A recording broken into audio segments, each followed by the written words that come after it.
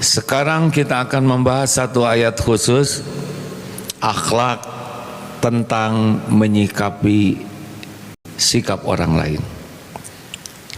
Karena hari-hari kita bergaul dengan orang. Orang itu ada yang baik ke kita dan konsisten baiknya tuh, Masya Allah. Tapi ada juga yang baik kalau ada maunya, ya. Aduh, kamu baik bener, pintar, itu ciri-ciri mau ulangan supaya ditraktir. Ada yang kadang baik, kadang nggak stabil lah, kadang baik, kadang-kadang bete. Ada yang begitu. Ada yang lempeng aja, baik enggak, jelek enggak. Ini mirip beton. Dia enggak bikin kita bahagia, tapi nggak nyusahin kita juga. Punya dunia sendiri. Ada yang begitu tidak? Enggak ganggu tapi enggak baik juga. Sebetulnya enggak ganggu sudah baik. Yang jelek itu yang ganggu. Kalau orang sudah tidak ganggu itu sudah baik sebetulnya. Hanya kita nganggap dia belum baik karena dia enggak traktir. Ya itu. Ada maunya dari diri kita. Ada juga orang yang memang jelek aja kelakuannya. Kalau ketemu dia udah jadi masalah. Wajahnya asem, celetak-celetuknya enggak enak.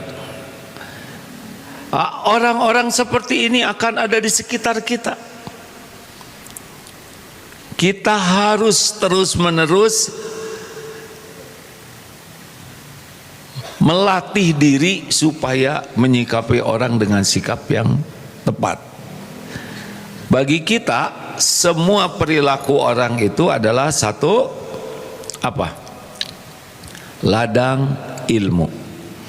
Kalau kita ketemu orang baik, kita lagi dapat pelajaran kebaikan.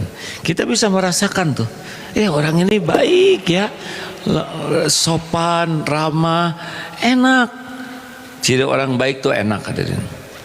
Karena orang baik itu hatinya nyaman, maka perkataannya, raut mukanya, tutur katanya, nadanya, gerak-geriknya bisa bikin nyaman kepada kita.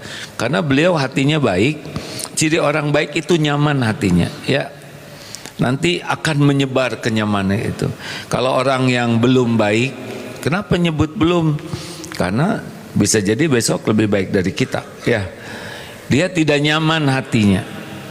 Orang yang hatinya belum baik itu enggak nyaman. Akibatnya di sini tidak nyaman, nanti raut mukanya tidak nyaman dilihat, tutur katanya juga tidak nyaman didengar, tulisannya tidak nyaman dibaca, dan kadang-kadang aromanya juga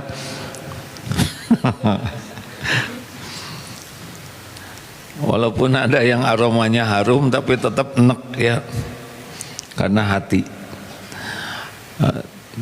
Ladang ilmu. Jadi setiap kali kita ketemu orang, kita bisa belajar. Nah, orang baik itu takdir Allah, kita ketemu orang baik supaya kita merasakan, oh gini nih orang ini baik sekali, senyum, ramah, 5S, kok saya nyaman. Tiru, syukuri. Kita ketemu orang baik, tiru apa yang kita rasakan enak dari perbuatan orang ke kita, kita lakukan ke orang lain, insya Allah orang nyaman. Ada juga orang, ini yang sebaliknya ya, orang yang tidak nyaman. Bagaimana kalau ketemu orang yang begini? Itu pelajaran. Ini tiap celetak-celetuk kan nggak enak. Pet bun, pendek buntet, menghina aja.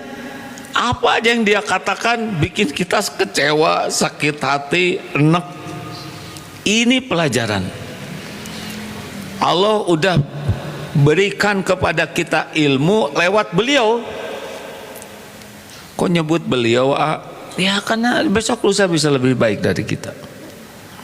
Dan gak ada ruginya. Kita udah dapat contoh buruk supaya kita merasakan sebuah keburukan agar kita tidak melakukannya. Pernah ketemu tidak dengan orang yang nyebelin? Jawab, kapan ketemunya? Sering? Sering. Pada waktu bercermin yang ketemu dia, halo, harus cari akal nih ya.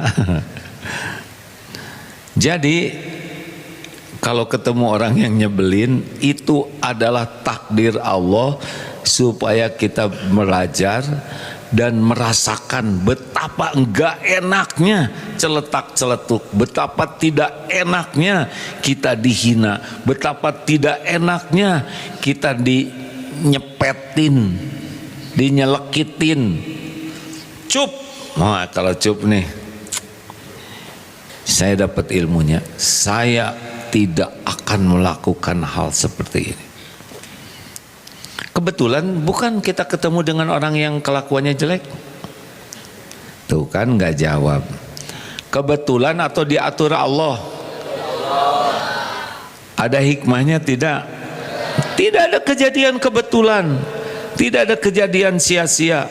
Semua kejadian terjadi izin Allah dan pasti ada hikmahnya. Jelas?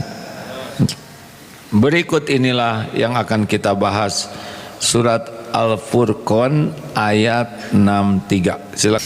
Itu alladzina adalah orang-orang yamshuna 'alal ardi hauna, yang berjalan di atas muka bumi ini dengan rendah hati, tidak arogan, tidak petantang petenteng, tidak merasa paling gagah, paling hebat, kasar, ketus, tapi tenang, penuh dengan kejernihan, penuh dengan kelembutan hati. Itu ciri, ya. Kan ada yang jalan tuh berogah, gergah, gege, ya. Tapi ada yang jalan tenang, dia gagah, dia tegap, tapi kerasa bukan tegap disombong-sombongin. Nah, dan ini wa idza khatabahumul jahiluna qalu salama. Nah, ini nih testing dari Allah ketangguhan seseorang. Ada yang tangguh ketika bertarung tuh tangguh, kuat. Tapi ketika ada orang yang nyelekit, rontok dia jadi lemah. Halo? Ini serius nih, ada yang tangguh naik ke puncak bukit, gunung tinggi. Tapi ketika adiknya, istrinya berkata yang tidak enak, meledak dia jadi rapuh. Ada yang otot kawat, balung besi, leher beton, urat kabel, wajah asbes. Wah, ngangkat besi, kuat, lari kuat, berenang kuat. Tapi ada orang yang celetuk nggak enak, meledak marah. Ini orang rapuh. Karena orang yang kuat, alladzi yamliku nafsahu indal ghadab.